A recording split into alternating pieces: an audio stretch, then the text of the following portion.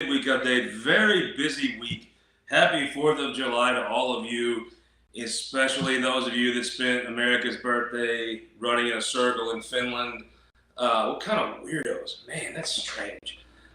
Let's just dive in and talk some U.S. Senate race. Let's go down the ballot here. Actually, let's talk special session first. The governor said special session, kind of a John Dutton move, right? He said he was going to veto the ag bill. I'll be honest with you. I really think he vetoed the ag bill. I'll just be kidding. I just thought, governors say that he's not really going to do it. He did it, and just kind of threw it out there, and there you are. He's got a tax cut in with it. I think they had a pretty solid plan at first, right? That they knew what they were going to do. And I think you could tell from the press conference that plan was very open for ideas by the time the press conference happened. It certainly appeared that the governor was very willing to, it was going to change quite a bit. They didn't have a time. The time's going to be veto session because also, if you've been to the Capitol recently, you can go up there and see that there's no way to have session in the House chamber right now because it's all jackhammered up. So it's supposed to be done by veto anyway, so that's probably about as soon as they can have a special session. I assume they'll hold the bill a long time. I guess it'll be probably Senator Huff. It's an appropriation bill. He'll probably carry it. I think you'll hold on to that bill for quite some time because you just give people a chance to shoot at it. Several problems with this. The first off is you have a Speaker of the House that's kind of like paranoid and weird and has envisioned. I mean, a lot of times people lower on the totem pole come up with rivalries with the top folks, and some like paranoid and stuff. So I mean, you have a Speaker that's an odd guy. Now here's the thing: the cut of that is he's told people he's going to work for the Club for Growth, which is generally a Rex Sinquefield funded operation here in the state. A lot of times, Mr. Sinquefield. I mean, you could say it's dark money, but I don't think that's really fair. They'll give money to this organization, but it's tracked and it's transparent. The contribution is. So you do have to look on one more web link, but it's really, to call it dark money, I think is unfair for the most part.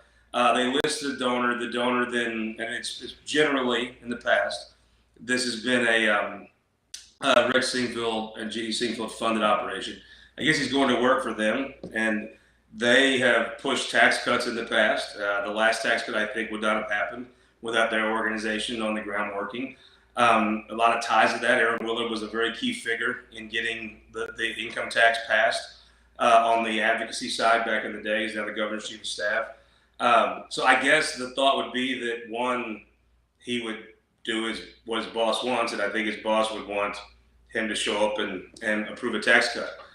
So that could work out. I mean, maybe you just start live a little earlier, right? Then you've got a Rural Jobs Act. It's something that Senator Hoskins wanted. There's several senators that want it. The governor's not a fan of the program. Neither was, I think, Representative Roan in the House. The reason MASBA didn't happen last year, in last year's session, 2021 session, is they wanted you to take rural jobs to pass it, and the governor, Senator Roan, or Representative Roan, did not want to do that. So it died, and I think Senator Bernstein at the time. In the way it's worked out is that I think that it goes on this time, but it won't be. Senator G, awesome. Look at this tiny knowledge. Orange County Register. This is the paper that now you can find Caitlin Showers writing it. If you're like me, just misreading Caitlin's style of writing. Orange County Register sent me this mug, and there was no other mug for this tiny knowledge today. I would be 10 times as smart. I'm pretty dumb. But having Caitlin around made me look a lot smarter, if you can imagine. The end product still wasn't great, but I can have this and think about it. I'm going to put this somewhere in the office where I can look at it. I got a picture up here. I'll put it by her picture where I can think about her. I'm not sure Caitlin liked the other thing she was at. I don't know that was, I think she would have took Montauk County, California over whatever that first one was, but I think she's found a great home and she's the best. But as far as the Rural Jobs Act, there's a deal struck in the Senate that said, okay, if you'll stand down, we'll give you two years of MASBA, and we'll pick this back up next year. When you had a different speaker, had a different House handler, Representative Roan will be gone. I think what they thought they'd come back next year and try it again. The governor's still not going to like it. But I think Senator Hoskins, who, let's be honest, in the past, he's went on the floor and said he was misled. Now, I don't remember all the details around it. Denny Hoskins isn't really the kind of guy who would say that if he didn't believe it, like he didn't think there's something to it. But this time, if he goes on the floor and Senate leadership supports this, right? And after they gave a deal, okay, only 2 years in Massachusetts without a real jobs. Okay, fine, deal. He stood aside. He got some credit, frankly, from people for standing aside on the bill. People thought he was a statesman and appreciated him. Well, now if you go back and you support it, I think you get into a dicey situation of if he claims he was misled this time, it's going to be hard to argue with him, right? He's going to have a very clear. Some of the other stuff with the conservative caucus and they were misled got a little in the weeds, right? It was hard to make the case because it was like, well, you didn't tell me, and I'm sure they felt it was very clear cut. But I think most would say it's a little bit hard to tell. This is very easy. We did a deal literally earlier this year where I stood down and didn't get anything from my bill.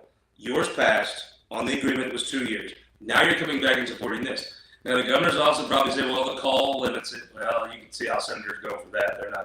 That's not gonna matter to a senator. I mean, Senator Schatz probably at this point would agree to rule the amendments out of order because they're out of the call. And that helps procedurally. But in the Senate, I don't think that matters. Plus, if you're going to merge with a tax cut, how are you going to get Democrats on board, right? I mean, you don't. No one has 18. So can you pull a few people over on a tax cut with this? And if Senator Hoskins feels misled, what? Senator Onder. Senator Onder doesn't have a lot of reasons to let something come to a vote that you don't really like. Nobody's going to have leverage on Senator Onder. So if he doesn't really like it, I don't know why he goes along. So I mean, look, it's a tall order. It's a big. Getting a 6-year Massachusetts, a 6-year Massachusetts with rural jobs is easy, right? That could have happened during session. That could happen in about a day. The tax cut's going to be different, and if you don't have them, if you do Massachusetts without rural jobs, I think you're going to see some folks saying, "Well, the tax cut isn't big enough." No one's going to say we don't. No Republican's going to be against the tax cut. They're going to file amendments that want it to be bigger. So, static noise. This is where I got to ask Brady. Do we have static noise when we're talking? Let me fix the mic a little bit here. Appreciate everybody, Ben Brad, letting me know. Anyhow, let's move on to the race. So Eric Greitens spent his 4th of July in Finland. Where'd you spend your 4th of July? Think about this. The guy could go to Webster County for the oldest 4th of July parade west of Mississippi. You could go to the lake and watch. You could go to Capitol. Capitol's a great job of fireworks. And the 4th of July festival is a terrific thing at the Capitol. And let me just give you one reason why. How many meter maids are working at the 4th of July festival at the Capitol? 0. And it's a super big success. Coincidence? I don't think so. Just my opinion. Instead, Eric Greitens went to Finland and ran in a circle. What a weird. St. Louis people are so weird. I mean, that's just a weird place. You people drink that Starbucks and I don't get it. That is just a weird, going to Finland. And here's my thing, right? So let's say you're a liberal from the Central West End, and you're trying to convince really, really dumb, naive people that you're a right-winger. I mean, you have to be very dumb, right, to fall for it. But people do. I mean, you have to be like slow to fall for it. Some folks have their own motivations, but for the most part, you have to be a complete idiot to believe Eric Greitens is a right-winger. So, and now you've said, well, no, this woman made up the thing about a basement and the pajamas. Eric Greitens never really denied it, but we're going to assume she made it up. Then, no, because we all said the First Lady was very noble, wonderful, it was her business. Then she says, no, he's a bad guy, he hit me, he hit the kids, he tried to kidnap. We're not going to believe her now. We only believe him no matter what he says, right? Let's say you're on the chain. I mean, and you got these groups that are going along with this, and you got them where you want them, and you're 4 weeks out from your election. And all you got to do is coast 28 few more days, right? And don't let people know that you're actually a liberal in the Central West End. You got to wear your fake boots and do your fake tough talk. And instead, it's 4th of July, right? The most America of all holidays. You could have been in Jeffco. You could have been in Worth County. You could have been anywhere. And you go to Finland? Finland? Good Lord, St. Louis people are weird. My God. I mean, look, I got a lot of liberal friends. He's a liberal who's not my friend, but that's just weird, right? Who goes to Finland? for the 4th of July. I mean, I guess maybe like, I don't know, Labor Day or Arbor Day or Valentine's Day maybe, or is there Polar Bear Day or something like that? But that is a weird, that's just strange. Liberals, I mean, you're just different people. You're different term people. I don't judge it. I'm just saying it's strange. Schmidt came out with a blowtorch ad. I mean, look, I know the blowtorch ad was good. I got to tell you, I believe Joe Biden's a good man who cares about this country. I believe Joe Biden truly cares about America. He wants it to be the best it can be. I believe Joe Biden's heart is in the right place.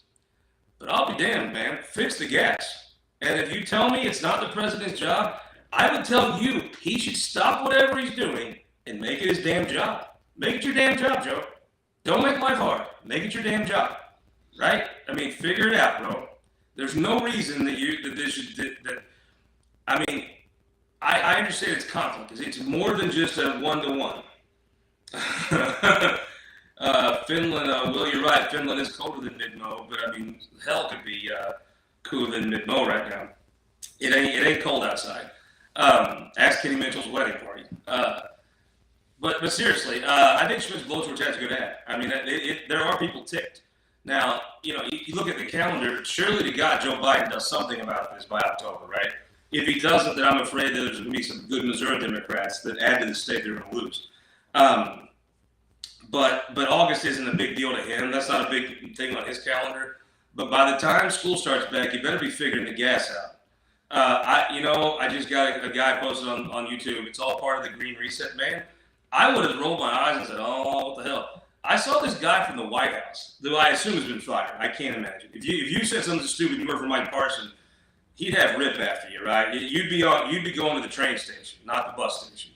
Yellowstone fans will know what I'm talking about. For some reason, Mike Parson just reminds me of John Dutton. Like a lot of stuff he does just kind of, and now John Dutton's running for governor.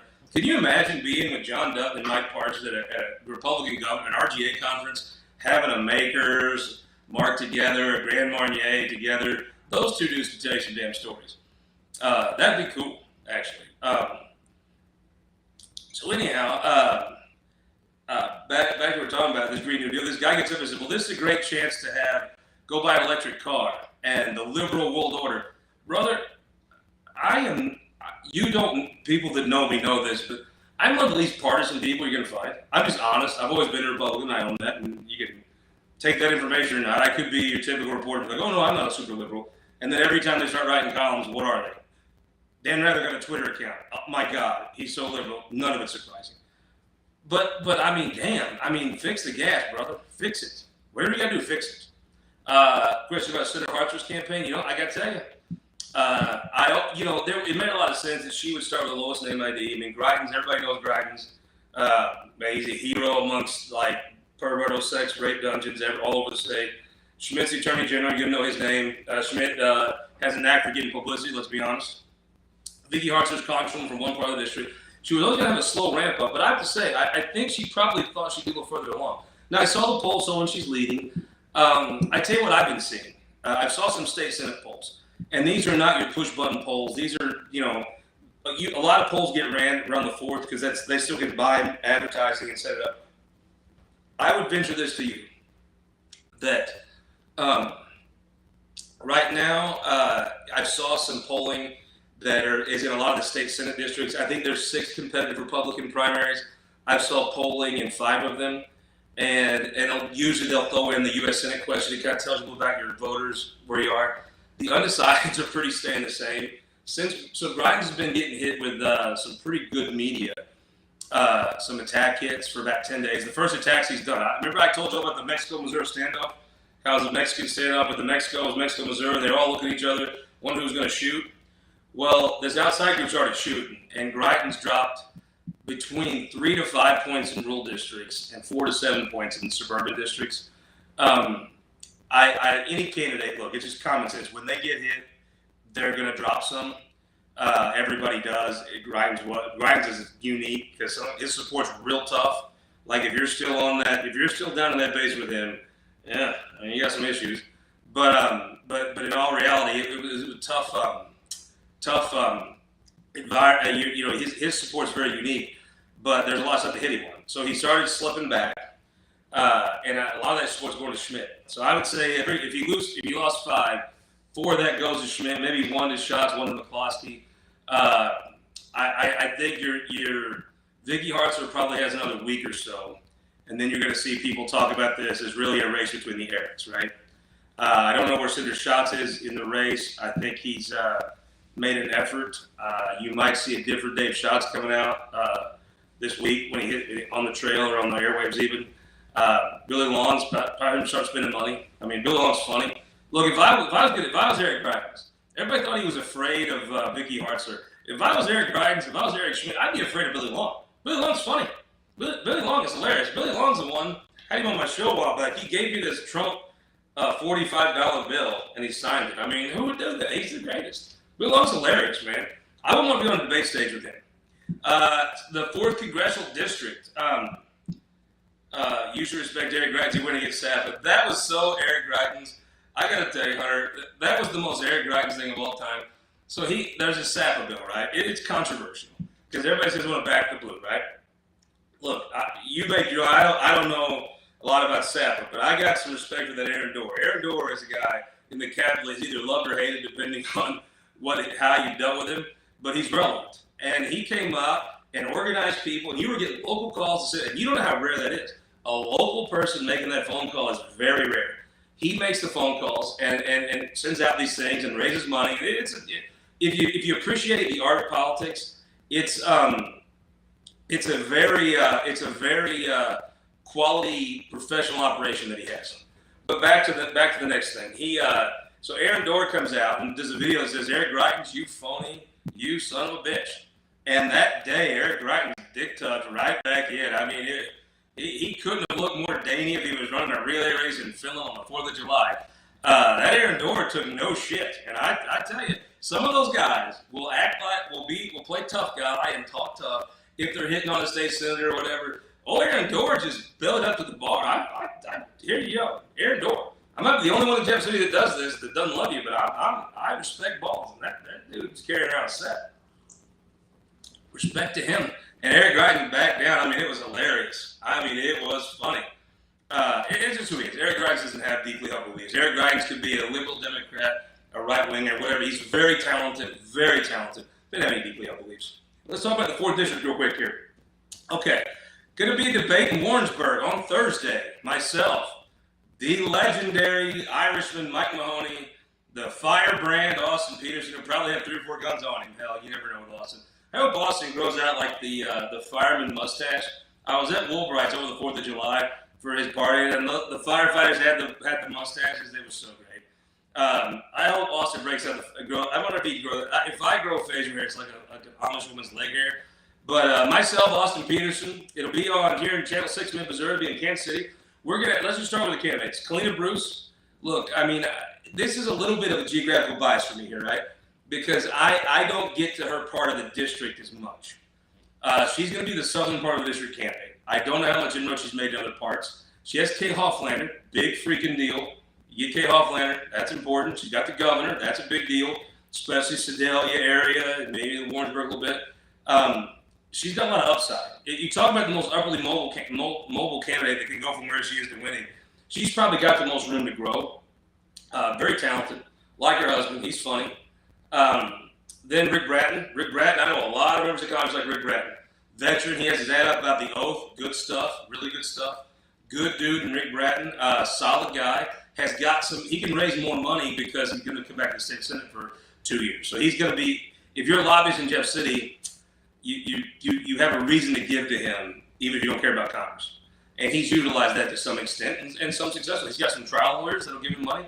Rick Bratton's an interesting naked, but I know a lot of guys that remind me of Rick Bratton in Congress. Taylor Burks has ran the best campaign. He has ran the absolute best campaign, I think, of any of them. Hustler, I tell you, I mean, the way the district was drawn, cut out half of Boone County. That was tough. Can he overcome it? Yes. If he loses this race by 3 or 4 or 5 points, I think it's not just going to be that was cut out of Boone County, but some money probably didn't come to him because of the geography. So I tell you, I think Taylor Burks run a hell of a campaign. If you're thinking about someone who, in the right year, could hold that state senate district in Boone County, I think Taylor Burks has shown you he is a very talented politician. Taylor Burks, I have a feeling, win or lose, you've been seen the last of him. And frankly, he gets a bit of a mulligan because he's already all into a district that got where his own county got cut. So it was a interesting thing. Then Mark Alford, you see him on my show. Mark Alford's a good dude, solid guy. Oh my God, Mark Alford is a very, very solid candidate. He's got the money advantage. These congressional races, you give me the person with the most money, and I'll pick him blind, and I'll win most of these. Jeff Rowe is a wealthy man, and he's a wealthy man winning congressional primaries. He knows how to do it. Do I think any of the four of them could win? Yes. Do I think that Bruce has a little further hill to climb? Yes. Do I think Burks? I don't know. He's ran a really good campaign in some of those counties in and around the Kansas City area. Do I think Bratton could get some out of state money so these national groups come in and elect him? Absolutely, I do. I think he needs that. I think Burks needs to lock down really good margins in counties that aren't from Columbia that he's had to work, but he's done the work. He's been at the lake. The dude's worked it. Do I think Alford probably is the favorite right now? Yeah, I think he is. Again, you let me pick blind. I'll take the person with the money. You have the field, and I'm going to be right most of the time. Now, Bratton has the pedigree and the voting record to change that money equation. If he changes the money equation, then I pick Bratton. But it's have to be outside money, it looks like, at this point. Jeff Rowe is feared. Yes, he is. I've always seen all these Republicans say end Roe. Half the time they're talking about Roe versus Wade. Half the time they're talking about Jeff Rowe can't beat him in a primary. They want to end Roe. He's got the fame that he deserves it. Organized. Nobody outworks Jeff. Some people get lucky. I'll tell you, Jeff Rowe is up before you working, and he's up after you when you're in bed working. He's successful because of his work ethic. It's just I don't know anybody like it. You can call him about it whenever you want, and he'll pick up the phone at hours he aren't and be awake. Steve Roberts embarrassing himself. I disagree with that. I disagree with you on that one. I think Steve Roberts is doing a pretty damn good job of running. I think. Look, I mean, do I think he's the underdog? Of course, he's running against an incumbent member of Congress. But look, she's only been there one term. Representative Bush, I think, has a great ground game. But in the African American community, I don't know how deep those roots go. Most African American voters aren't quite that radical as she is. I think he's done a good job casting himself with President Biden. I think the person that Steve Roberts is got an uphill fight as anybody would against an incumbent, as Cori Bush did against Lacey Clay. My buddy Howard Park, who I appreciate it. He don't agree with me very often, but I enjoy reading what he writes. He said the Roberts ad's awful. I don't know. I bet you Joe Biden's approval rating in that district is really good, Howard. I bet Joe Biden is very highly approved of. I think Cori Bush has a lot of heat, a lot of passion. I think she's got enough to win still. But Steve Roberts is – people underestimate Steve Roberts, and you shouldn't. He's a terrific state senator. And people underestimate him in that three-way race, and he won that pillar post. He did a great job. I tell you, I don't think he's wasting his time because I think there's a group of people that will never – I mean, you run against a member of Congress, you make enemies. I think her main allies were his enemies. I don't think Cori Bush is like just dying to want to get – if she wins the race, she's not going to be one to get even. She was never going to help him anyway. He's going to have a primary when he runs for re-election. She was probably going to endorse the person running against him. It was what it was. I think if you look at it, I don't think he has lost anything to run. And I think Steve Roberts, I'm going to tell you, whatever he does well. Talk to his colleagues. I mean, he drew the first district. And you don't get that without being respected and without doing a good job hustling and bringing in emergency clause votes from the House. Steve's, I'm not. I think you're right. Howard said if he worked for Bill Clay, it's over. I think that there's folks that Steve has an absolute chance to win, but we'll see. Down to seventh, I think the bottom line is every time Mike Moon gets 5 votes, I think 4 of them would have voted for Burleson. Mike Moon is a very good politician. Very good politician. Mike Moon is well liked. Some of the things that you may, watching this, know about Mike Moon and not like, nobody knows that when they meet him. Mike Moon is always well dressed. Mike Moon is a gentleman from the beginning to end. He treats you, even if he's killing your bill you've worked all year on, he does it very courteously with a smile. He could talk about any issue like a gentleman. Mike Moon is a very kind man.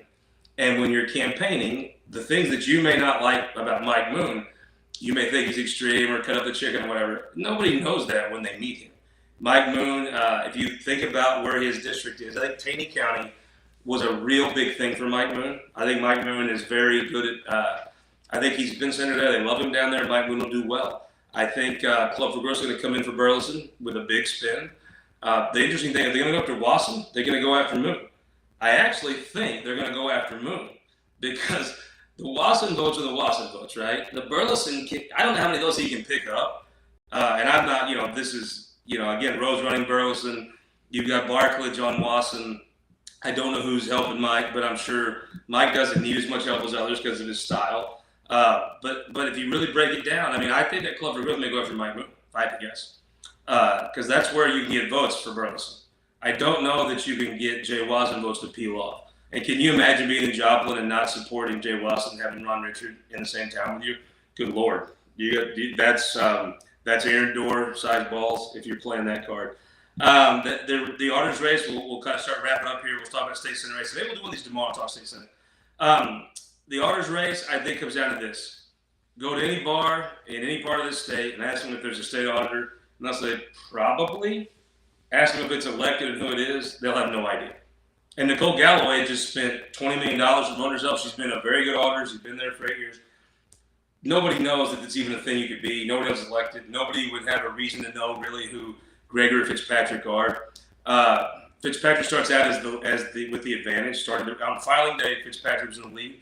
I think it really helps Dave Gregory in a race where not that many people know who you are to be the top. He's in the top of the ballot. I think that's a big deal for David Gregory, bigger deal than most because of the situation. That said, I think that David Gregory probably has to outspin Fitzpatrick by 20% to make it neck and neck tie. And David Gregory's just some really good TV people.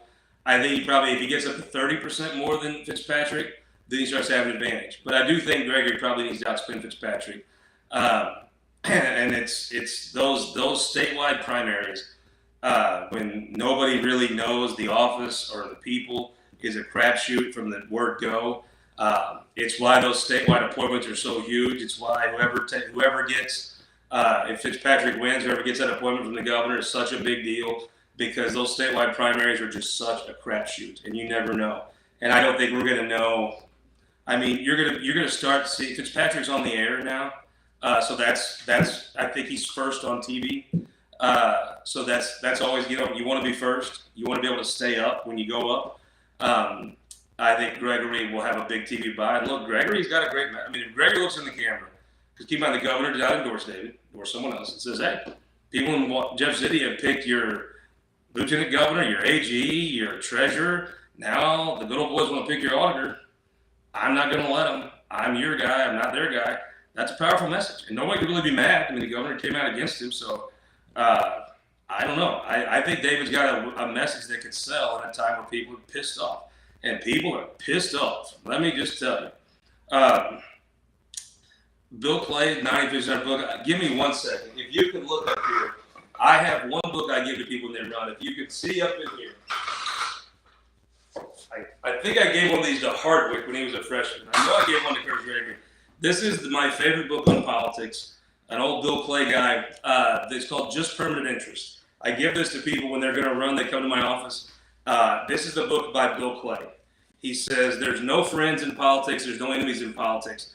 There's just permanent interest. And he's very correct about that. It's the best book I've ever read. He tells you that labor used to be very racist, and they would exclude African Americans. Now they're some of their best allies. Nothing changed. It's just they both have permanent interest and they aligned. So you don't have permanent enemies, you don't have permanent, just permanent interest. It's the best book I've ever read on politics. I have 12 of them here. I give them out to people that run that I think will read them. It is the best book. I totally recommend it. I'll try to put this in the bottom. If you want to read a great book on politics, come by my office. I'll give you one of my copies. Or just get on, if they're not expensive, get on eBay, get on wherever. It's a big deal. Bill Clay was Lacy Clay's father, the congressman from St. Louis forever, front of the civil rights. He's still writing in 90. I believe it. He's a gentleman, terrific guy. But I'm a big fan of this book. I encourage everyone to read it. You're a Republican, you're gonna be like, what? Well, don't get in the look at the overall things he's saying, because you've had, in the Republican Party used to have business was their ally. Now they're trying to pass laws that force businesses to do things, or they get sued. So you never know in politics. The landscape has moved. When I came up here to visit Mark Richardson when I was 21, 22, when I was mayor of Poplar Bluff, if you had told me there was a bill filed that said businesses can't test for something, can't make you take something to do this job, and you could sue them if they do, I would ask which Democrat filed that. Now it's the Republicans. Now, whether you could think it's a good thing or a bad thing, I'm not really. I think you could make arguments on both sides. The fact is, the world's changing. Interests change. Interests don't change. Friends and enemies do. Let's do this again tomorrow. If you guys want to hear one, I'll do another one tomorrow. Talk about state senate race. We went a little long this time. Thank you very much. See you on the show. Going to do the show from St. Charles County at the original Daniel Boone Hall, one of my favorite spots in the state. We're going to be a full buffet of St. Charles County. It's Sunday on the. See you then.